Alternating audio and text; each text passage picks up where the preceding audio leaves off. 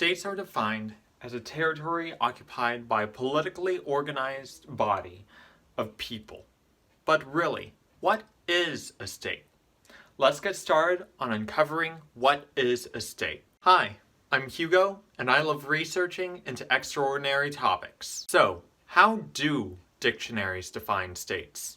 Merriam-Webster's dictionary defines states as a politically organized body of people usually occupying a definite territory, especially one that is sovereign. Likewise, the Cambridge Dictionary defines states as a country or a part of a large country with its own government, such as in Germany, Australia, or the US. Thus, states are, depending on the dictionary, either defined as a country, a part of a large country with its own government, or are a politically organized body of people who usually occupy a defined territory. Now, how do scholars define states? Oxford Handbook online article titled "The State and International Relations" says, "The state is central to the study of international relations and will remain so in the foreseeable future, where states decide to go to war, erect trade barriers, and choose whether and at what level to establish environmental standards, and enter international agreements or not, and choose whether to abide by their provisions or not." As such, states, according to academics, do many things, from deciding to involve themselves in war to make trade relations, among others. Finally, how do governments define states?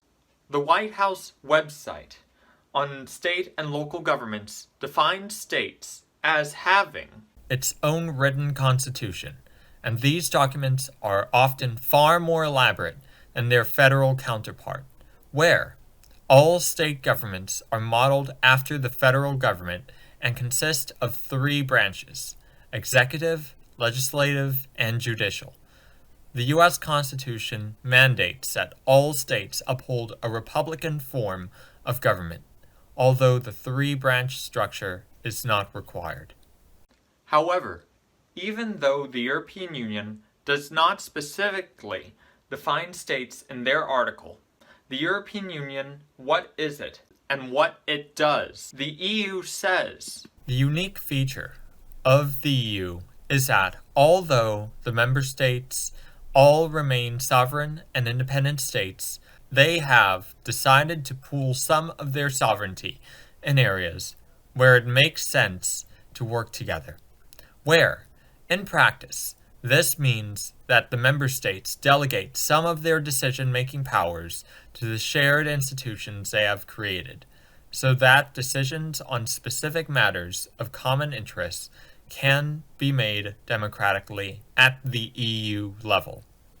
Hence, states contain their own written constitution, and have sovereignty and independence. So, to recap, dictionaries define states as a country, a part of a large country with its own government, or are a politically organized body of people who usually occupy a defined territory. Likewise, states, according to academics, do many things, from deciding to involve themselves in going into war, making trade relations, and more.